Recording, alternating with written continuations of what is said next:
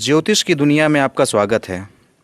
यदि आप ज्योतिष सीखना चाहते हैं तो मेरे इस चैनल को सब्सक्राइब कीजिए और यदि आप चाहते हैं कि वीडियो अपलोड होते ही आपको सूचना मिल जाए तो अलार्म बटन को ऑन करें और यदि आपको वीडियो पसंद आए तो लाइक और शेयर करना न भूलें। नमस्कार, मैं आलोक तिवारी आपका अपने इस चैनल पर स्वागत करता हूं और ज्योतिष सीखने की श्रृंखला को निरंतरता देते हुए इस समय हमारे चैनल पर आपके सामने मांगलिक दोष से संबंधित संपूर्ण जानकारी की एक विशेष श्रृंखला प्रारंभ की गई है।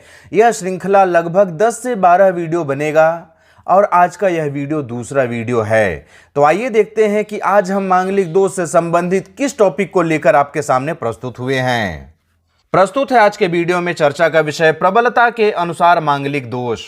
जिस भी जातक की कुंडली में मांगलिक दोष बन जाता है उसके जीवन में थोड़ी मोड़ी उथल पुथल तो होती रहती है, लेकिन इसका प्रभाव प्रबलता के अनुसार पर भी निर्धारित किया जाता है। मांगलिक दोष में कितनी प्रबलता है, वह कितना प्रभाव आपके जीवन में दिखा सकता है, वह कितना निर्बल है। यदि निर्बल है तो मांगलिक दोष का प्रभाव कम होगा। तो इसे हम कैसे जानेंगे, आइए एक एक करके देखते हैं। प्रबलता के अनुसार मांगलिक दोष के निर्धारण में पहला प्रकार है पूर्ण मांगलिक दोष। जब सिर्फ लग्न कुंडली में 1, 4, 7, 8 या 12वें भाव में मंगल की उपस्थिति से मांगलिक दोष बन रहा हो तो पूर्ण मांगलिक दोष कहलाता है। ध्यान रखिएगा, लग्न कुंडली की बात कर रहे हैं, चंद्र कुंडली की नहीं। जिस भी जातक की कुंडली में पूर्ण मांगलिक दोष बनता है और वह भंग भी नहीं होता है, निरस्त भी नहीं होता है, वह उसके लिए कहीं न कहीं से हानिकारक अवश्य होता है। प्रबलता के अनुसार मांगलिक दोष का दूसरा प्रकार है आंशिक मांगलिक दोष। जब सिर्फ चंद्र या शुक्र कुंडली में 1, 4, 7, 8 या 12वें भाव में मंगल की उपस्थिति से मांगलिक दोष बन रहा हो तो आंशिक मांगलिक दोष कहलाता है। यहां पर आप पुनः ध्यान रखिएगा, जब पूर्ण मांगलिक दोष की बात कर रहे थे तो लग्न कुंडली था, अब आंशिक मांगलिक दोष की बात कर रहे हैं तो चंद्र कुंडली या शुक्र कुंडली देखना पड़ेगा, इसे छोड़ देना होगा। इसे हम देखेंगे कब, जब पूर्ण मांगलिक दोष देखा जाता है। आंशिक मांगलिक दोष चंद्र कुंडली या शुक्र कुंडली से निर्धारित किया जाता है। यदि चंद्र कुंडली के प्रथम, चतुर्थ, सप्तम, अष्टम या द्वादश भाव में मंगल देव की उपस्थिति हो अथवा शुक्र कुंडली के प्रथम, चतुर्थ, सप्तम, अष्टम अथवा द्वादश भाव में मंगल देव की उपस्थिति हो और ऐसी उपस्थिति से बनने वाला मांगलिक दोष आंशिक मांगलिक दोष कहलाता है। लेकिन यदि यही लग्न कुंडली में बन जाए तो पूर्ण मांगलिक दोष कहलाता है। आंशिक मांगलिक दोष पूर्ण मांगलिक दोष की अपेक्षा कम प्रभावी होता है, कम परेशान करता है।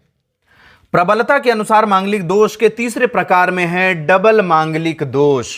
डबल मांगलिक दोष का निर्धारण 2 नियम के आधार पर किया जाता है। पहले देखते हैं पहले नियम को, फिर देखेंगे दूसरे नियम को। पहले नियम के अनुसार पर जब लग्न कुंडली के साथ ही चंद्र अथवा शुक्र कुंडली में भी पहले, चौथे, 7वें, 8वें अथवा 12वें भाव में मंगल की उपस्थिति हो तो यह स्थिति द्विगुणीय या डबल मांगलिक दोष कहलाता है। अभी आप यहां पर क्या देखें, जब हम पूर्ण मांगलिक दोष की बात कर रहे थे तो सिर्फ लग्न कुंडली की बात किए कि यदि लग्न कुंडली के पहले, चौथे, 7वें, 8वें या 12वें भाव में मंगल देव उपस्थित है तो पूर्ण मांगलिक दोष। यहां पर क्या देखें कि या तो चंद्र कुंडली में बैठ जाएं या तो शुक्र कुंडली में बैठ जाएं। कहां, पहले, चौथे, 7वें, 8वें या 12वें भाव में कौन बैठ जाए, मंगल देव बैठ जाएं, तब आंशिक मांगलिक दोष। लेकिन यहां पर क्या बोला जा रहा है, लग्न कुंडली के साथ ही, लग्न कुंडली में तो हो ही, लग्न कुंडली के साथ ही चंद्र अथवा शुक्र, चंद्र या शुक्र 2 में से किसी भी एक कुंडली में पहले, चौथे, 7वें, 8वें अथवा 12वें भाव में मंगल देव बैठ जाएं तो यह स्थिति द्विगुणी या डबल मांगलिक दोष कहलाया।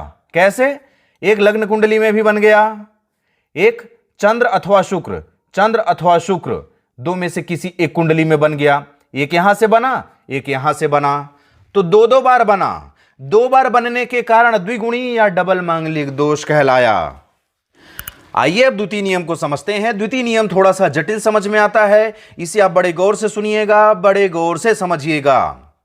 जब किसी लग्न कुंडली में पहले, चौथे, 7वें, 8वें या 12वें भाव में मंगल की उपस्थिति से मांगलिक दोष बन रहा हो और यदि मंगल अपनी नीच राशि कौन, कर्क में बैठा हो, अथवा सूर्य शनि राहु या केतु में से कोई भी एक क्रूर ग्रह मंगल के साथ युति बना रहा हो, तो मंगल अपना दोगुना दुष्प्रभाव देता है। यह स्थिति द्विगुणीय या डबल मांगलिक दोष कहलाता है। इस बात को आप पुनः अच्छे से ध्यानपूर्वक सुनिए।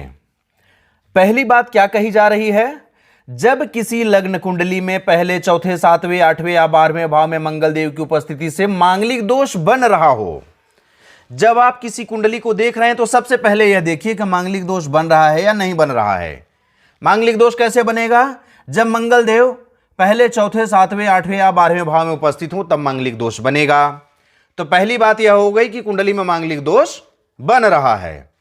उसके बाद आपको क्या देखना है, यदि मंगल अपनी नीच राशि कौन सी, कर्क राशि में बैठे हों, अथवा सूर्य शनि राहु या केतु, इन चारों में से कोई भी एक क्रूर ग्रह मंगल के साथ युति बना रहा हो। यहां पर दो बातें हैं, अथवा से लिखा हुआ है ना। पहली बात है कि मंगल देव अपनी नीच राशि में बैठे हों, दूसरी बात है कि सूर्य शनि राहु या केतु में से कोई भी एक मंगल के साथ युति बना रहे हों। इन दोनों बातों को होना एक साथ आवश्यक नहीं है, इन दोनों में से कोई भी एक चाहिए। या तो मंगल देव अपनी नीच राशि कर्क राशि में बैठ जाएं, या तो मंगल के साथ ही सूर्य शनि राहु या केतु बैठ जाएं। दो में से कोई भी एक बात हो गई तो मंगल अपना दोगुना प्रभाव, दोगुना दुष्प्रभाव देने लगते हैं और यही स्थिति द्विगुणी या डबल मांगलिक दोष कहलाता है। डबल मांगलिक दोष पूर्ण मांगलिक दोष की अपेक्षा अधिक प्रभावी, अधिक बलशाली होता है, अतः यह आपके जीवन में अधिक हानि कर सकता है। प्रबलता के अनुसार मांगलिक दोष का चौथा प्रकार, चतुर्थ प्रकार है ट्रिपल मांगलिक दोष। डबल मांगलिक दोष की तरह ही ट्रिपल मांगलिक दोष को भी हम दो नियम के आधार पर समझेंगे, क्योंकि इसमें भी दो नियम ही लगते हैं। आइए पहला नियम देखते हैं। पहले नियम के अनुसार पर जब लग्न कुंडली के साथ ही चंद्र एवं शुक्र कुंडली में भी, यहां पर क्या बात हो रही है, लग्न कुंडली के साथ ही, लग्न कुंडली में तो मांगलिक दोष हो ही, साथ ही साथ चंद्र एवं शुक्र दोनों कुंडलियों में मांगलिक दोष बने। डबल मांगलिक दोष में आप क्या देखे थे कि लग्न कुंडली के साथ साथ चंद्र या शुक्र किसी एक कुंडली में मांगलिक दोष हो, लेकिन ट्रिपल मांगलिक दोष में क्या देखा जा रहा है, लग्न कुंडली में तो हो ही साथ चंद्र में भी हो और शुक्र में भी हो। लग्न कुंडली, चंद्र कुंडली और शुक्र कुंडली तीनों में पहले, चौथे, सातवें, आठवें या 12वें में से किसी भी भाव में मंगल देव बैठे हों, तो ऐसी स्थिति में त्रिगुणी या ट्रिपल मांगलिक दोष बनता है। ट्रिपल मांगलिक दोष का भी द्वितीय नियम थोड़ा सा जटिल है, बड़े ध्यान से, बड़े गौर से सुनिएगा, समझिएगा। जब किसी लग्न कुंडली में मंगल की उपस्थिति से मांगलिक दोष बन रहा हो और यदि मंगल अपनी नीच राशि कर्क राशि में बैठा हो, साथ ही सूर्य शनि राहु या केतु में से कोई भी एक क्रूर ग्रह मंगल के साथ युति बना रहा हो, तो मंगल अपना तिगुना दुष्प्रभाव देता है। यह स्थिति त्रिगुणीय या ट्रिपल मांगलिक दोष कहलाता है। इसी बात को आप पुनः अच्छे से दोबारा समझ लीजिए। पहली बात यहां पर क्या हो रही है, जब किसी लग्न कुंडली में, चंद्र या शुक्र नहीं, जब किसी लग्न कुंडली में पहले, चौथे, सातवें, आठवें या 12वें भाव में मंगल की उपस्थिति से मांगलिक दोष बन रहा हो, पहली बात तो यही हो गई कि आप जो भी कुंडली देख रहे हैं सबसे पहले उसमें यह देखिए कि मंगल देव कहां पर उपस्थित हैं। यदि मंगल देव पहले, चौथे, सातवें, आठवें या 12वें भाव में उपस्थित हो गए तो आप समझ जाइए कि उस कुंडली में मांगलिक दोष बन रहा है। उसके बाद आगे बढ़िए, यदि मंगल देव इसके अलावा कहीं बैठे तो मांगलिक दोष बना ही नहीं, तो आगे बढ़ने की आवश्यकता ही नहीं है। अब आगे बढ़ेंगे तो क्या देखेंगे, उसके बाद देखना है यदि मंगल अपनी नीच राशि कौन सी होती है, कर्क राशि, यदि मंगल अपनी नीच राशि कर्क राशि में बैठे हों, यह दूसरी बात हुई। पहली बात हुई कि लग्न कुंडली में मांगलिक दोष बन रहा हो, दूसरी बात है कि मंगल देव अपनी नीच राशि में बैठे हों। पहले, चौथे, सातवें, आठवें, 12वें भाव में जहां भी बैठे हो मंगल देव, वहां पर देखिए राशि कौन सी लिखी हुई है। यदि वहां पर 4 नंबर की राशि अर्थात कर्क राशि लिखी हुई है तो मंगल देव अपनी नीच राशि में हो गए। इसके अलावा साथ ही सूर्य, शनि, राहु या केतु में से कोई भी एक क्रूर ग्रह मंगल के साथ युति बना रहा हो, इसमें तीनों बातें एक साथ शामिल होंगी। जैसे डबल मांगलिक दोष में हम क्या देखें कि लग्न कुंडली में मांगलिक दोष बन रहा है, उसके अलावा इसको या तो इसको दो में से किसी भी एक को होना आवश्यक है। लेकिन ट्रिपल मांगलिक दोष में क्या है, यह भी होना चाहिए, यह भी होना चाहिए। अर्थात लग्न कुंडली में मांगलिक दोष तो बने ही बने, मंगल देव अपनी नीच राशि कर्क राशि में भी हों, साथ ही साथ सूर्य, शनि, राहु या केतु में से कोई एक ग्रह भी बैठ जाए साथ में, तभी ट्रिपल मांगलिक दोष बनेगा, अन्यथा ट्रिपल मांगलिक दोष नहीं बनेगा। अब क्या हुआ, फिर से देखिए, लग्न कुंडली में भी मांगलिक दोष, मंगल देव अपनी नीच राशि में बैठ गए, साथ ही सूर्य, शनि, राहु या केतु में से कोई भी एक बैठ गए, तो मंगल देव अपना तिगुना दुष्प्रभाव देने लगते हैं और यही स्थिति त्रिगुणीय या ट्रिपल मांगलिक दोष कहलाता है, ट्रिपल मांगलिक दोष बन जाता है। जिस भी जातक की कुंडली में ट्रिपल मांगलिक दोष बन जाता है, वह जातक पूर्ण मांगलिक दोष, आंशिक मांगलिक दोष या डबल मांगलिक दोष, इन तीनों की अपेक्षा अधिक परेशान रहता है। यहां तक आप पूर्ण मांगलिक दोष, आंशिक मांगलिक दोष, डबल मांगलिक दोष, ट्रिपल मांगलिक दोष, इन चारों के बारे में जानकारी प्राप्त कर लिए, लेकिन इनके अलावा भी एक विशेष नियम होता है।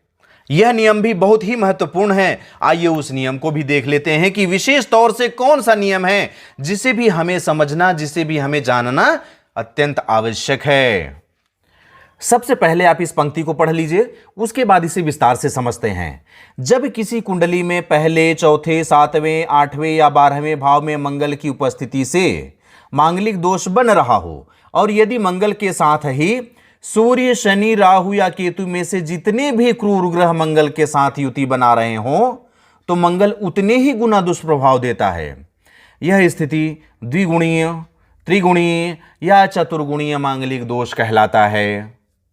आइए अब इसे विस्तार से समझते हैं। विस्तार से समझने के लिए सबसे पहले आपको यह देखना होगा कि जो भी लग्न कुंडली आप देख रहे हैं, जो भी लग्न कुंडली आपके सामने रखी हुई है, उसमें मांगलिक दोष बन रहा है या नहीं। मांगलिक दोष कैसे बनेगा, उस लग्न कुंडली के पहले, चौथे, सातवें, आठवें या 12वें भाव में यदि मंगल देव बैठे हों तो मांगलिक दोष बन जाएगा। अब इसके बाद यह देखना है कि इनमें से किस भाव में मंगल देव बैठे हुए हैं। जिस भी भाव में मंगल देव बैठे हैं उस भाव में देखिए, मंगल देव के साथ यदि सूर्य देव बैठ जाएं, या तो शनि देव बैठ जाएं, या तो राहु बैठ जाएं, या केतु बैठ जाएं, इनमें से कोई भी एक बैठ जाएं, तो क्या होगा, मंगल दुगने शक्तिशाली हो जाएंगे, उनका दुष्प्रभाव दुगना हो जाएगा, तो वह स्थिति द्विगुणीय कहलाएगी।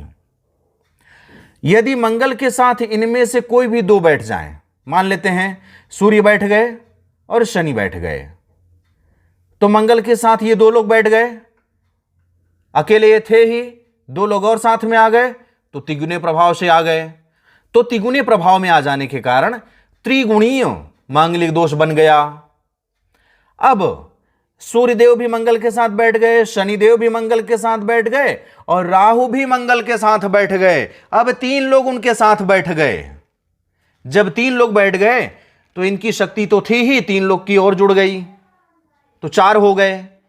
जब 4 हो गए तो चतुर्गुणी मांगलिक दोष बन जाएगा। अब देखिए, मंगल के साथ जब सूर्य, शनि, राहु बैठ गए तो चतुर्गुणी मांगलिक दोष बन गया। अब बच रहे हैं केतु। तो यहां पर आपके लिए एक प्रश्न है, यदि आप ज्योतिष सीख रहे हैं, ज्योतिष का अध्ययन कर रहे हैं, या तो आप ज्योतिष आचार्य ही हैं, तो जिस तरह से यहां पर 3 ग्रह के मंगल के साथ बैठ जाने के कारण चतुर्गुणीय बन गया, तो क्या पंचगुणीय मांगलिक दोष भी बन सकता है? यह आपके लिए प्रश्न है कि चतुर्गुणी तक ही बनेगा या पंचगुणीय भी बन सकता है, यह आपको बताना है। यदि आप ज्योतिष सीख रहे हैं तो इस बात का अवश्य मुझे उत्तर देंगे। प्रबलता के अनुसार पर मांगलिक दोष का अध्ययन आप कर लिए, लेकिन इसके बाद भी एक महत्वपूर्ण बात होती है, और वह महत्वपूर्ण बात कौन सी होती है? मांगलिक दोष की कुंडली का निर्णय बारीकी से करना चाहिए, क्योंकि कई परिस्थितियों में मांगलिक दोष निरस्त हो जाता है। अब आप यहां पर सोचिए, 1 2 3 4 5 5 भावों में मंगल देव के बैठने से मांगलिक दोष बनता है।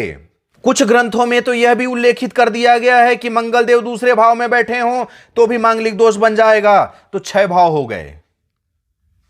12 भाव में से अगर 6 भाव में मांगलिक दोष बन रहा है तो आधे से अधिक जनसंख्या मांगलिक दोष से पीड़ित हो जाएगी। लेकिन ऐसा नहीं है, इतने लोग मांगलिक दोष से पीड़ित नहीं होते हैं। आपको बहुत ही बारीकी से निर्णय लेना होगा कि कुंडली में मांगलिक दोष बन रहा है या नहीं बन रहा है, क्योंकि बहुत सी ऐसी नियमावली हैं, बहुत से ऐसे योग हैं, जिन योगों के आधार पर, जिन परिस्थितियों के आधार पर, जिन नियमावलियों के आधार पर मांगलिक दोष भंग हो जाता है, मांगलिक दोष निरस्त हो जाता है। और जिस भी कुंडली में मांगलिक दोष निरस्त हो जाता है वह जातक मांगलिक दोष नहीं कहलाता है। मांगलिक दोष का जातक नहीं रह जाता है, वह मांगलिक दोष से मुक्त हो जाता है। इसलिए आप जब भी मांगलिक दोष देखिए तो बहुत ही गहराई से देखिए, बहुत ही अच्छे से देखिए, कहीं से मांगलिक दोष भंग तो नहीं हो रहा है।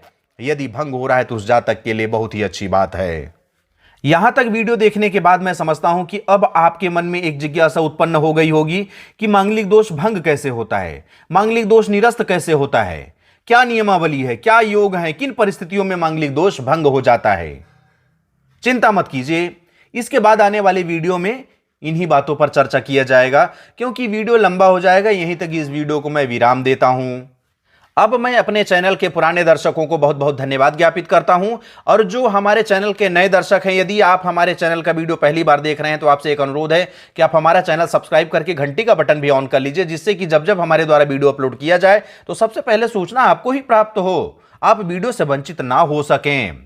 अब मुझे आगे दीजिए, मिलते हैं अगले वीडियो पर मांगलिक दोष के निरस्त होने की समस्त नियमावली, समस्त परिस्थितियां, समस्त योगों के बारे में संपूर्ण जानकारी लेकर। तब तक के लिए जय हिंद, जय भारत, बम बम भोलेनाथ की जय। जय गुरुदेव।